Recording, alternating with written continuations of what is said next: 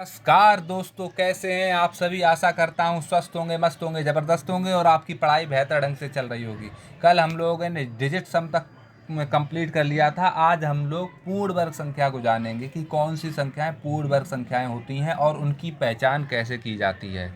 पूर्ण वर्ग संख्या का मतलब जैसे समझ लेना कि यहाँ पे 4 लिखा है तो ये कैसी संख्या है, पूर्ण वर्ग संख्या है। क्यों पूर्ण वर्ग संख्या है? क्योंकि इसके जो वो होते हैं गुणनखंड, वो दो दो का जोड़ा बन जाता है। भाई पूर्ण वर्ग का मतलब क्या होता है कि जिस संख्या के ऊपर घात लगी हो वही तो होता है, तो पूर्ण वर्ग संख्या है। अगर यहाँ पे लिखा होता √3 तो ये पूर्ण वर्ग संख्या आपकी नहीं होती। क्यों नहीं होती? क्योंकि भैया इसकी कोई एग्जैक्ट वैल्यू नहीं निकलती। हम कोई संख्या मान लेते भाई, इसकी वैल्यू कितनी मानी जाती? 1.732, यही तो मानी जाती। ये संख्या हमने मान ली है कि इसकी वैल्यू जो है वो 1.732 है, यानी कि अगर हम इसका 2 बार गुणा करेंगे तो हमारा √3 निकल आएगा। लेकिन क्या एग्जैक्ट ये निकल के आएगा √3? नहीं आएगा, क्योंकि ये लगातार अगर आप इसको नहीं माने, मतलब इसकी √3 की जो वैल्यू है वो लगातार अपने हिसाब से समझो कि कई पेज भर दो, लेकिन फिर भी √3 की वैल्यू एग्जैक्ट निकल के नहीं आएगी। तो हमने इसको मान लिया कि 1.732 जो है बचा की पर जो √3 है इसकी वैल्यू है। आज हम लोग पहचान देखेंगे कि अगर कोई संख्या वर्ग संख्या है तो उसकी पहचान क्या होती है। ठीक है, तो सबसे पहले हम लोग शुरू करते हैं कि कौन सी वर्ग संख्याएं होती हैं और कौन सी वर्ग संख्याएं नहीं होती। तो इसको पहचानने के 3 नियम होते हैं। हम तीनों नियमों पे काम करेंगे। इसके 3 नियम होते हैं, तो हम तीनों नियम देखेंगे कौन कौन से नियम होते हैं। सबसे पहले देखो, हम लोग देखते हैं संख्या लिखी हमने, जैसे 1 2 3 4, और ये सारी कैसी, इन सभी संख्याओं का हम वर्ग कर रहे हैं। ठीक है, आप लोग समझ लेना कि ये संख्याओं का वर्ग हो रहा है। तो हमने 1 का वर्ग किया तो कितना निकलेगा? 1 ही तो आएगा, इकाई का अंक 0 1। और देखो भैया एक बात ध्यान रखना कि जो वर्ग संख्या होती है वो सदैव जोड़े में होती है।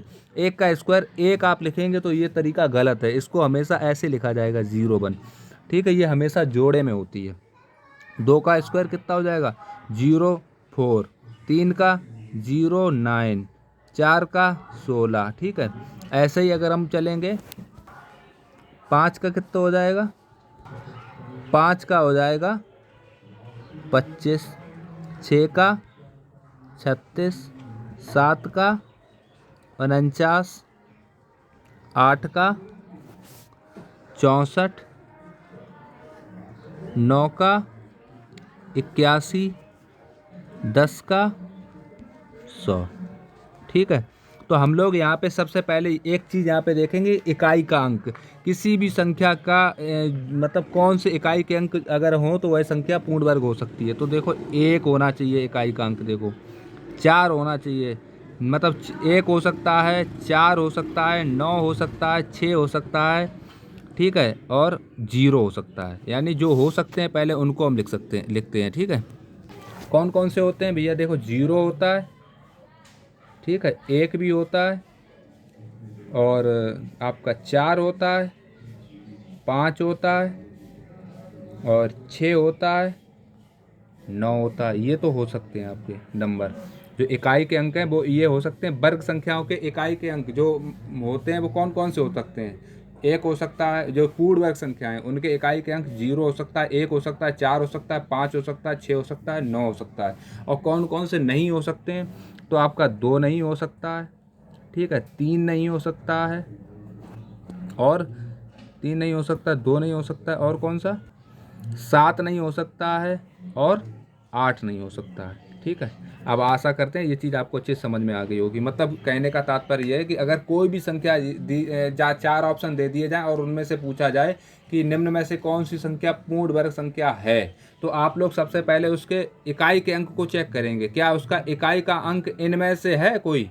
1 0 1 4 9, अगर इनमें से है तो वो संख्या हो सकती है। ये नहीं कि अगर इनके इकाई के अंक है तो वो संख्या वर्ग संख्या हो ही जाएगी। जैसे यहाँ पे 14 दे दिया जाए, √14, क्या ये पूर्ण वर्ग संख्या है? तो आप कहेंगे नहीं, लेकिन नियम तो है कि उसका इकाई का अंक हो सकता है, ये जरूरी नहीं कि है ही है। ठीक है, तो हम लोग उसको भी आगे चेक करेंगे कि कैसे ये आएगा।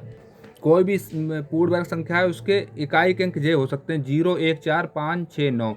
और जो नहीं हो सकते हैं, कभी भी कोई भी वर्ग संख्या है उसका इकाई का अंक कौन नहीं हो सकता? तो 2 नहीं हो सकता है, 3 नहीं हो सकता है, 7 नहीं हो सकता है, और 8 नहीं हो सकता। ये तो आपने पहला नियम समझ लिया कि किसी भी संख्या का पूर्ण वर्ग अगर निकालना है तो कौन सा इसका इकाई का अंक हो सकता है, ठीक है। और भैया एक बात याद रखना, अगर आप कंपटीशन एग्ज़ाम में तैयारी कर रहे हैं, चाहते हैं आपको सफलता जल्दी मिले, तो आपको कम से कम 0 से लेके 0 नहीं 2 से लेकर के 40 तक के स्क्वायर आपको याद होने चाहिए, ठीक है। 2 से लेकर 40 तक के स्क्वायर अगर आपको याद हैं तो आपकी कैलकुलेशन बहुत आसान हो जाती है। और भैया जिन लोगों को पहाड़े याद होते हैं और जिनकी पहाड़े याद होते हैं, वर्ग याद होते हैं, घन याद होते हैं, उन लोगों की कैलकुलेशन अपने आप आसान हो जाती है और उन्हीं लोगों का गणित जो होता है वो मजबूत भी होता है, ठीक है। अब हम लोग दूसरे नियम पे चलते हैं।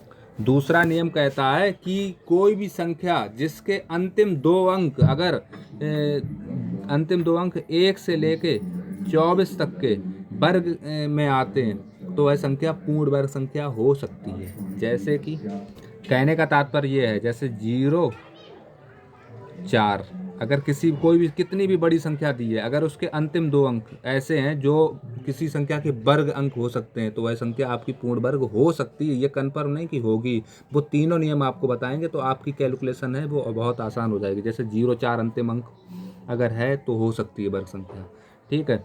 और जैसे मान लो कि 44 है, क्योंकि 44 किसके में आता है वर्ग में, 12 के वर्ग में आता है। ऐसे मतलब जो भी संख्याएं 44 है हैं आपका 69 है 69, ये 69 कितने के वर्ग में आता है, 13 के वर्ग में आता है। तो ये हो सकता है कोई भी संख्या कितनी भी बड़ी दी हो, 10 नंबर दिए हों लास्ट तक के, अगर वहाँ पे 69 है तो वह संख्या आपकी वर्ग संख्या हो सकती है। क्यों? क्योंकि भैया जो वर्ग जो 69 होता है वो 13 के वर्ग में आता है 169। तो ये हो सकता है कोई भी, कब तक हो सकता है, 1 से अगर 24 तक के वर्ग में किसी भी संख्या में आ रहा है उसके अंतिम दो अंक तो हो सकती है। जैसे यहाँ पे कोई संख्या दे दी जाए, मान लो कि 24 है, 24 भी हो सकता है। क्यों हो सकता है? क्योंकि भैया ये 324 जो होता है वो 18 का वर्ग होता है और वो अंतिम दो अंक जो हैं वो 24 18 से ही मिलते हैं। यानी कि अब आप समझ सकते हो, चाहे दुनिया की कोई भी संख्या दी हुई है तो उसके जो भी वर्ग संख्या बनेगी उसके अंतिम दो अंक जो होंगे वो हमेशा 1 से लेके 24 तक के स्क्वायर में जो भी अंक आ रहे होंगे वही अंक होंगे, ठीक है। आशा करते हैं ये चीज़ आपको समझ में आ गई होगी। यानी कि हमारा जो वर्ग संख्या का दूसरा नियम है ये भी आप समझ गए होंगे। अब हम लोग चलते हैं तीसरे नियम की तरफ।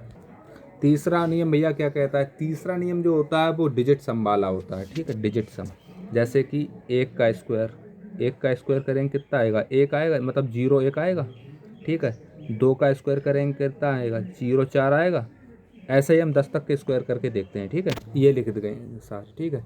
देखो 1 का स्क्वायर अगर किया तो डिजिट सम मतलब कितना हो जाएगा? इसका 1 ही तो होगा डिजिट सम, इसका 4 होगा, इसका 9 होगा, इसका 7 हो जाएगा, ठीक, और इसका 7 हो जाएगा, यहाँ पे 9 हो जाएगा, और यहाँ पे 9 4 13, यहाँ पे 4 हो जाएगा, यहाँ पे 1 हो जाएगा, यहाँ पे डिजिट सम कितना हो जाएगा? 9 हो जाएगा, ठीक है, यहाँ पे 1 हो जाएगा। अब आपको ये चीज़ समझ में आ गई होगी कि कोई भी वर्ग संख्या है, 1 से लेके अनंत तक कोई भी संख्या है, उसके अगर वो पूर्ण वर्ग संख्या है तो उसका जो डिजिट सम है वो केवल कौन कौन से नंबर हो सकता है? 1 हो सकता है, 4 हो सकता है, 9 हो सकता है, 7 हो सकता है, ठीक है। यही मतलब हो सकते हैं, बाकी के नहीं हो सकते हैं, ठीक है। अब हम देखते हैं कौन से हो सकते हैं, कौन से नहीं हो सकते। हम उनको एक साइड में लिख ले रहे हैं ताकि आप लोग हमेशा के लिए उनको याद कर सको और उनको समझ सको। याद तो करना ही नहीं, आपको सारा कॉन्सेप्ट बता दिया है, ठीक है।